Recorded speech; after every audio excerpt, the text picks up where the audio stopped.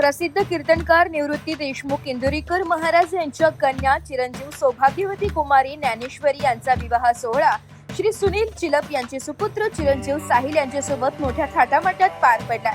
संगमनेर तालुक्यातील गुंजाळवाडी परिसरात आयोजित या शाही विवाह सोहळ्याने संपूर्ण राज्याचे लक्ष वेधून घेतले। सुमारे 100 एकर परिसरात भव्य नियोजन करून पार पडलेल्या या सोहळ्यात राजकीय, सामाजिक, धार्मिक क्षेत्रातील अनेक मान्यवरांनी हजेरी लावली।